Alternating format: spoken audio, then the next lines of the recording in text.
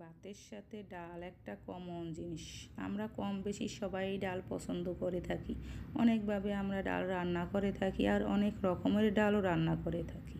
তবে সারা বছর অনেকেই অপেক্ষা করে থাকি শীতে পালং শাক খাবো বলে। এখন গ্রীষ্মকালেও মাঝে মাঝে পালং শাক পাওয়া যায়, যেমন সহজ রান্না তেমন সুস্বাদু আর স্বাস্থ্যকর একটা রেসিপি।